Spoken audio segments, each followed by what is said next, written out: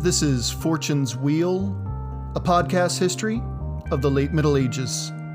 I'm your host, Jonathan. This is episode 8, Sermo Lupi et Anglos.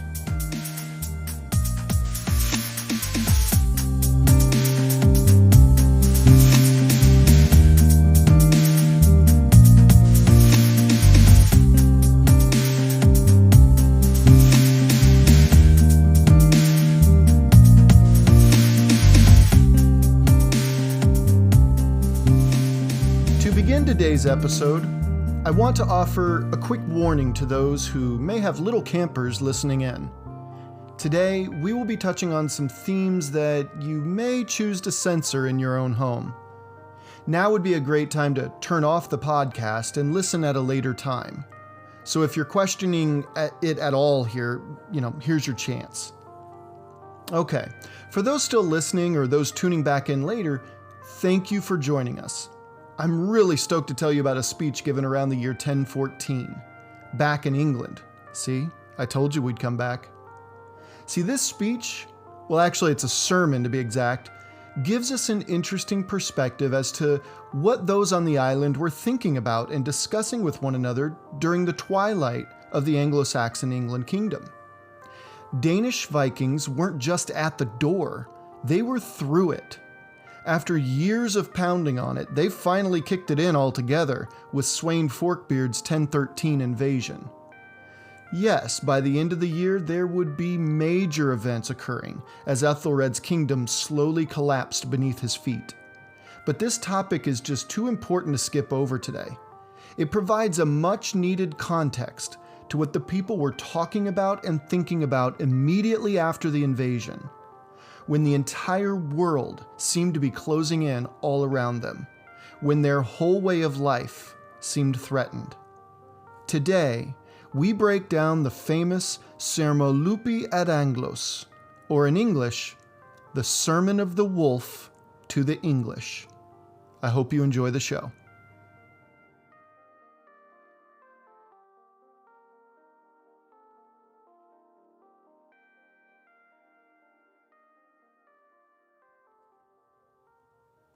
Beloved men, know that which is true. This world is in haste, and it nears its end. These words began one of the most important surviving documents in Anglo-Saxon history. They were delivered by the fiery Bishop Wulfstan, who in 1014 gave a speech that set Ethelred's kingdom on fire. Fingers were pointed in every direction, and though the speech was meant to turn the fingers back upon themselves, it seemed to have the opposite effect. England continued to fall apart afterward. In fact, one can easily argue that Saxon England's tenure on the island was just too far gone to make any semblance of a comeback when Bishop Wulfstan delivered this sermon.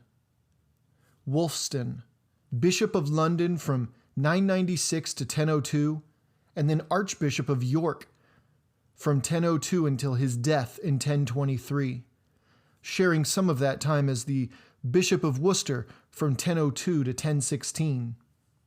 See, he had the ear of the royal court. Assuming the nickname of Lupus, which is Latin for wolf, a pun on his name, this pun would embody this man's spirit, as he fought for a Christian England's spirit to survive. Wulfstan lived during a tumultuous time, as we already know. From 991's loss to Olaf Tryggvason at Malden that kicked off just a crippling series of Danegeld payments, to the St. Brice's Day massacre orchestrated by his king, Ethelred II, against all Danes living in the kingdom, and then ultimately to the relentless Danish onslaught over the last decade. Wulfstan must have felt the soul of his kingdom falling deeper and deeper down into the depths of despair. Remember, just a few years earlier, the European world was rocked to its core when drunken Danish Vikings, under Thorkel the Tall's leadership, brutally murdered the highly regarded Bishop Alfea, which most certainly sent shockwaves down his spine as he questioned his own safety. In war, safety is a rare thing indeed. Soldiers, wives, sisters, daughters, sons, from the peasantry to the royalty, it's been long established that they were all in jeopardy. But up until Bishop Elphea, it was considered an unforgivable crime to murder a Christian clergyman under the banner of a Christian monarch, no less. Remember, Sweyn Forkbeard was a converted Christian. Shockwaves indeed. So before we get into the meat of this episode, which is the sermon itself, I do want to say, please go out there, find the Sermo Lupi et Anglos. It will be definitely worth your while to sit and read it. I had such a great time reading this over and over and over again to try to understand where this preacher was coming from in an incredibly tumultuous time in his country's history. And who knows what was going to happen coming up next, but all he could do is reflect. All he could do is reflect as to how things were going and how they got to where they are at this point, which is around 1014. And it's his best effort. And I got to tell you, also, don't just read it. There's a great video on YouTube that I wish I could cite right now, but head out there. Somebody's actually reciting this sermon, and he actually has a British accent. So I apologize for my twangy American Midwestern drawl if that bothers you. But let's get into this. Let's break this sermon down. So fascinating. So as the nearly 3 decades of almost continuous Viking attacks on England continued, and the Danish king Sweyn Forkbeard had just taken over England, so we're talking late 1013 to early 1014, Wulfstan II, the Archbishop of York, delivers the following sermon to the English people. He says, "Beloved men, know that which is true. This world is in haste and it nears the end. And therefore things in this world go ever the longer, the worse. And so it must needs be that things quickly worsen on account of people's sinning from day to day before the coming of Antichrist. And indeed it will then be awful and grim widely throughout the world. Understand well that the devil has now led this nation astray for very many years, and that little loyalty has remained among men, though they spoke well."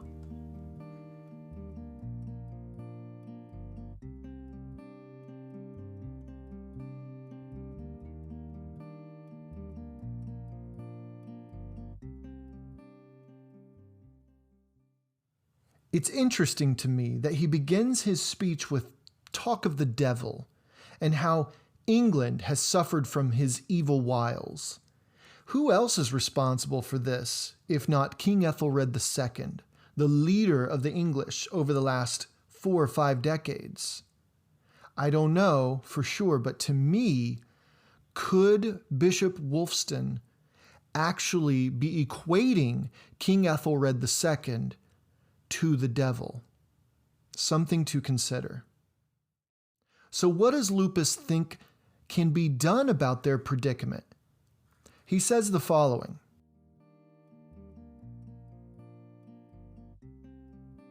"And too many crimes reigned in the land, and there were never many of men who deliberated about the remedy as eagerly as one should.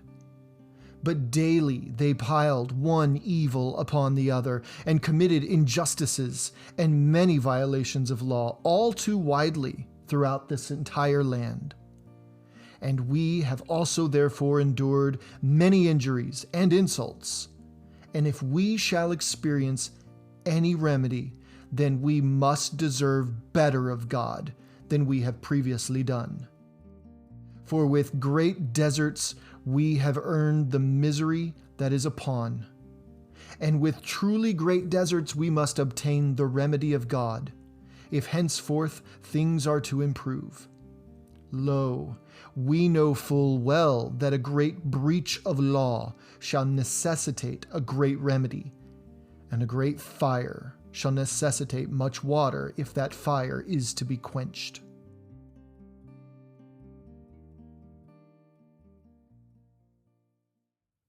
As he says, in order to put out a great fire, one needs a great amount of water, which is to say, if one commits great sins and atrocities, one must beg for great remedies from God and God alone.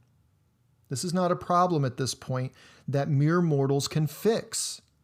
England is suffering from a more divine punishment, therefore a divine solution is needed. He continues,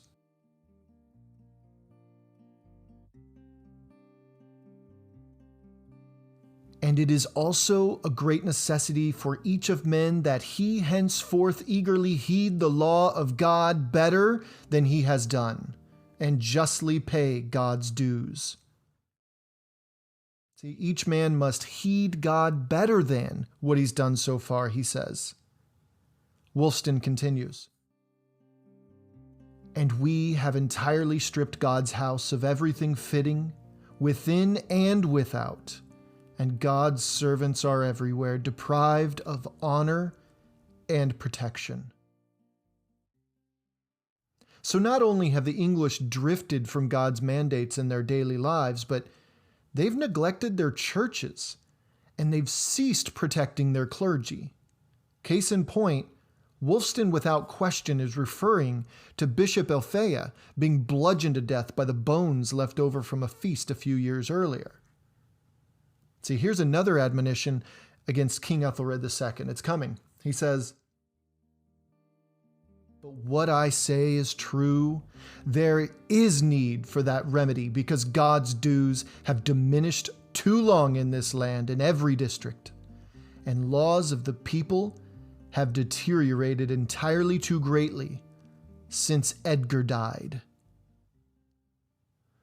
Whew. So, he says, since Edgar died. Wow. Okay. So Wulfstan is directly referring to England's drop in moral superiority ever since Edgar died.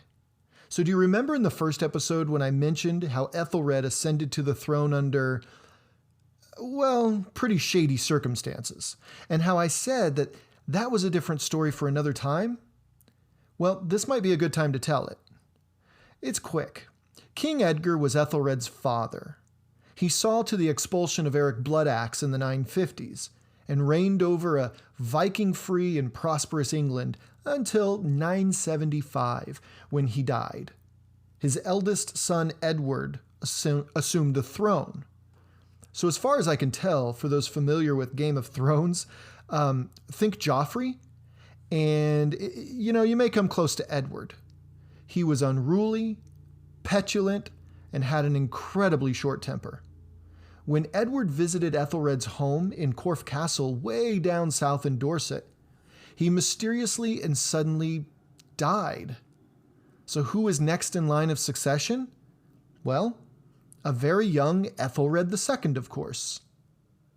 Wulfstan is essentially pointing to the moment King Edgar, who came to be known as King Edgar the Peaceful, he's pointing to the moment King Edgar died that England began its moral decline. This condemnation was a serious affront to Ethelred's authority and legitimacy, no doubt. The sermon continues.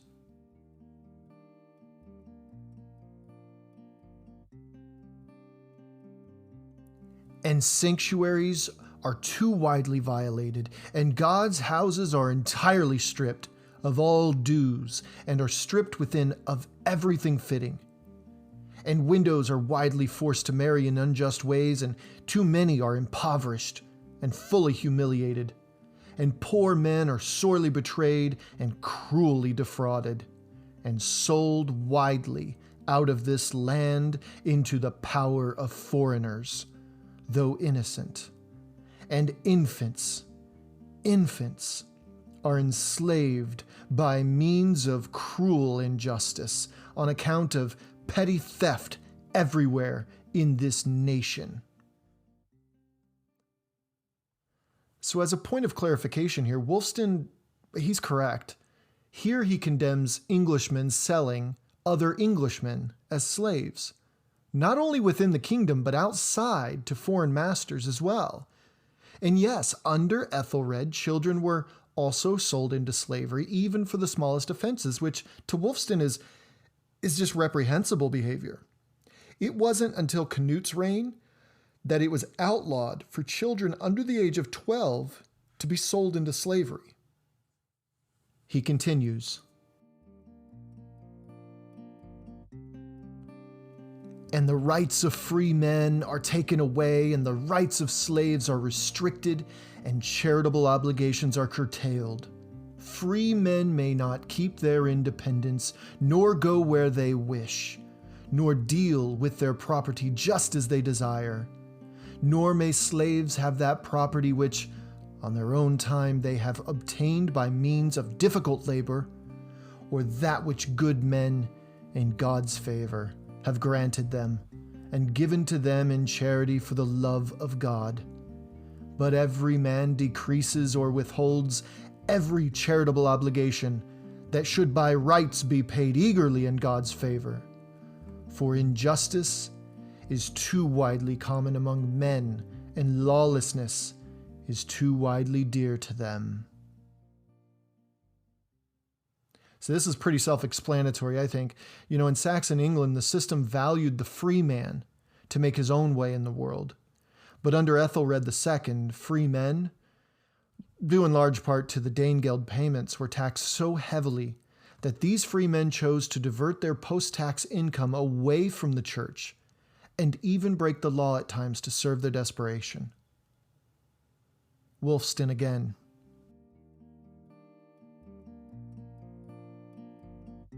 "And in short, the laws of God are hated and his teaching despised. Therefore, we are all frequently disgraced through God's anger. Let him know it who is able, and that loss will become universal, although one may not think so to all these people, unless God protects us." There's a saying attributed to Marcus Aurelius, the Roman emperor who died in the year 180, and who is actually a leading Stoic philosopher even today. He says, "What is not good for the bee is not good for the beehive." Wulfstan is basically saying this same thing.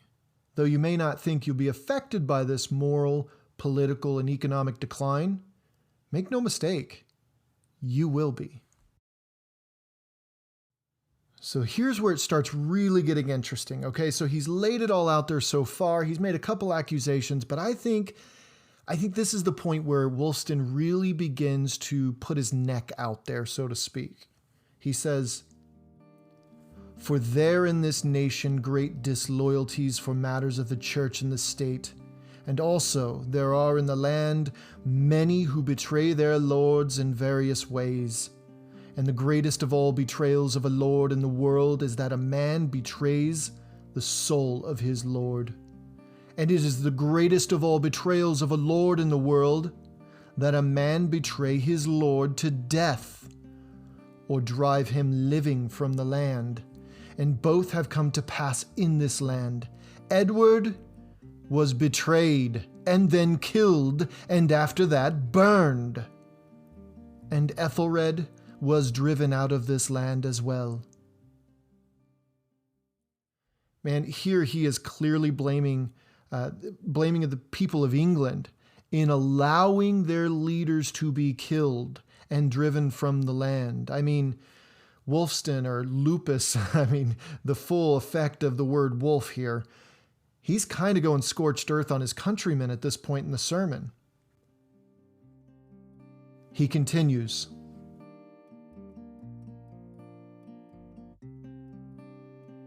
"And too many sponsors and godchildren have been killed widely throughout this nation, in addition to entirely too many other innocent people who have been destroyed entirely too widely. And entirely too many holy religious foundations have deteriorated because some men have previously been placed in them who ought not to have been, if one wished to show respect to God's sanctuary.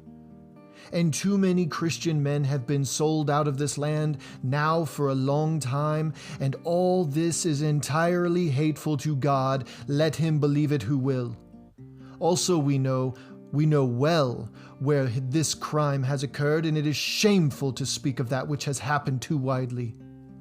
And it is terrible to know what too many do often, those who for a while carry out a miserable deed, who contribute together and buy a woman as a joint purchase between them, and practiced foul sin with that one woman, one after another, and each after the other, like dogs that care not about filth, and then for a price they sell a creature of God, his own purchase that he bought at a great cost, into the power of enemies.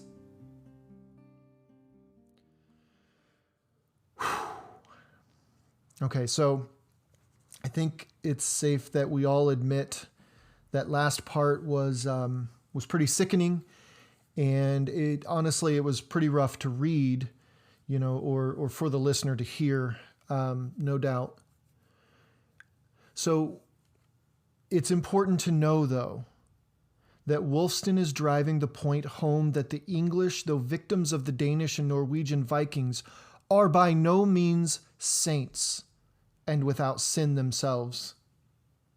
He's using the figurative club and beating his listeners senseless with hard truths that no one wanted to hear. But at the same time, everyone needed to hear. He's trying to impress that their wicked ways have brought them to this point. Their moral decline in recent decades has deteriorated the once strong fabric that bound Alfred's great kingdom together. It's rendered them not victims to the Vikings, but victims of their own turning on their own. He backed this statement up by saying, "Also we know well where the crime has occurred, such that the father has sold his son for a price, and the son his mother, and one brother has sold the other into the power of foreigners, and out of this nation they went. All of those are great and terrible deeds. Let him understand it who will. And yet what is enduring this nation is still greater and manifold. Many are forsworn and greatly perjured, and more vows are broken time again. And it is clear to this people that God's anger violently oppresses us. Let him know it who can." He goes on to offer one possible outcome of England's sin of slavery, the quote-unquote selling of son by father, or mother by son, or brother by brother, end quote, and so on.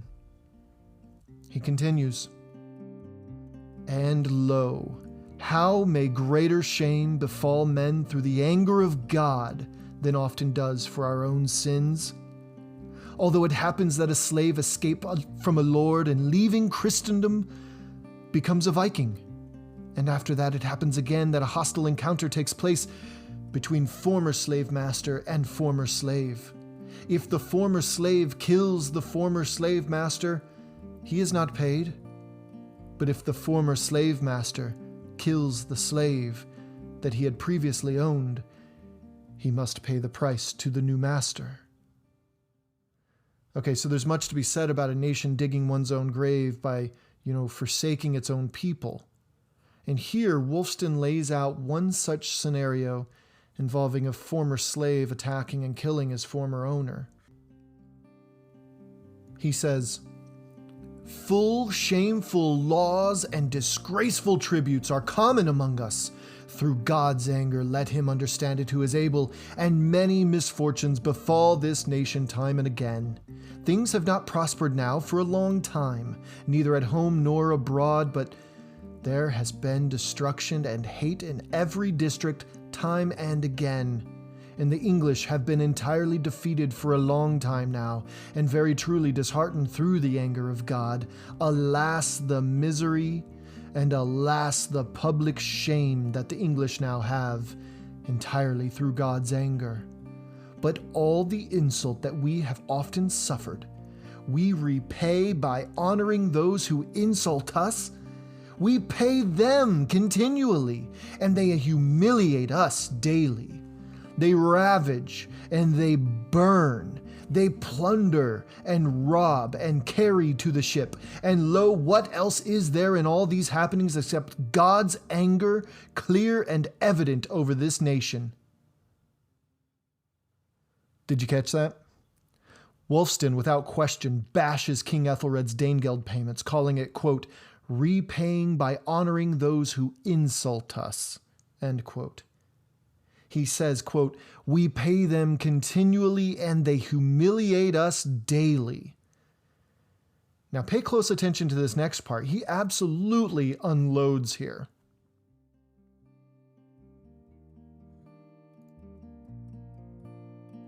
It is not wonder that there is a mishap among us, because we know full well that now for many years men have too often not cared what they did or by word or deed.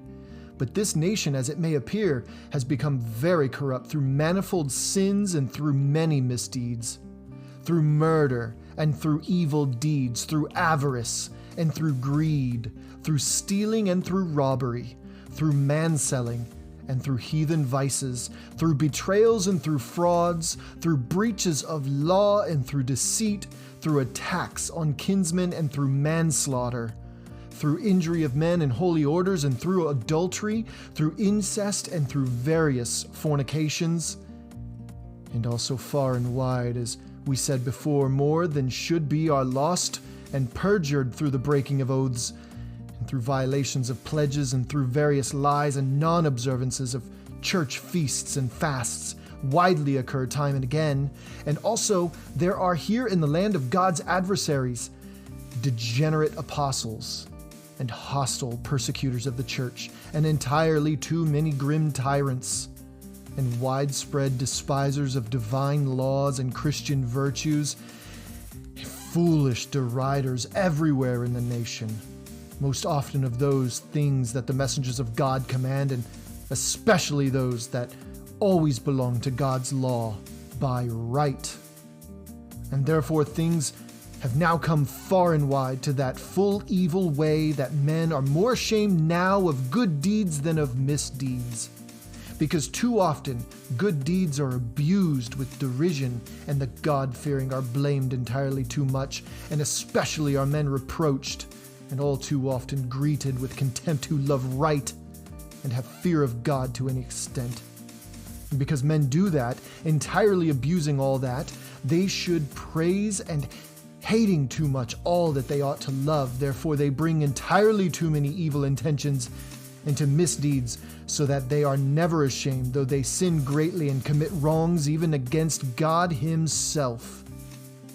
But on account of idle attacks, they are ashamed to repent for their misdeeds, just as the books teach, like those foolish men who on account of their pride will not protect themselves from injury before they might no longer do so, although they all wish for it. See? This guy unloaded. Stop this episode for a moment if you need to. Go back and listen to that part again. It's important to understand that Wulfstan's words are a direct reflection of England's spirit around the year 1014. I mean, what is left of them? Are they still Alfred's great people? The people who were unafraid to take back what was theirs against the overwhelmingly fierce Viking raiders? He says, here in this country, as it may appear, too many are sorely wounded by the stains of sin. Here they are, as we said before, manslayers and murderers of their kinsmen, and murderers of priests and persecutors of monasteries, and traitors and notorious apostates. And here are the perjurers and murderers, and here there are injurers of men and holy orders and adulterers, and people greatly corrupted through incest and through various fornications, and here there are harlots and infanticides, and many foul adulterous fornicators, and here there are witches, and there are sorceresses, and here there are robbers, and plunderers, and pilferers, and thieves, and injurers of the people, and pledge siege breakers and treaty breakers, and in short, a countless number of all crimes and misdeeds. And here we are not at all ashamed of it, but we are greatly ashamed to begin the remedy just as the books teach, and that is evident in this wretched and corrupt nation.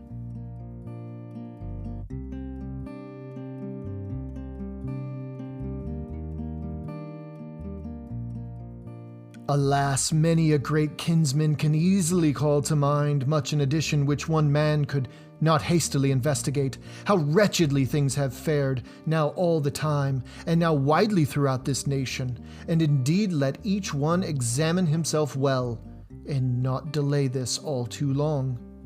But lo, in the name of God, let us do as is needful for us, protect ourselves as earnestly as we may, let we all perish together.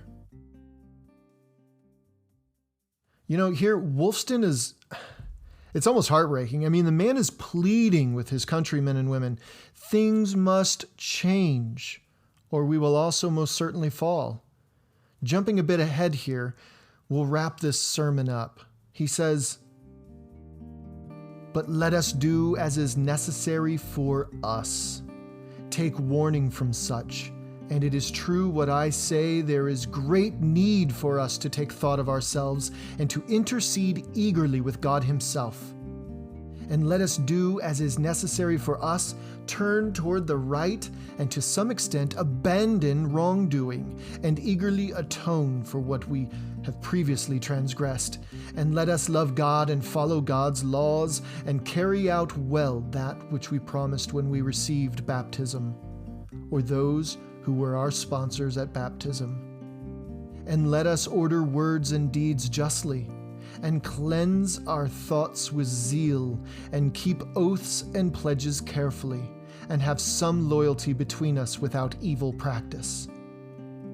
And let us often reflect upon the great judgment to which we all shall go, and let us save ourselves from the welling fire of hell torment, and gain for ourselves the glories and joys that God has prepared for those who work with His will in the world.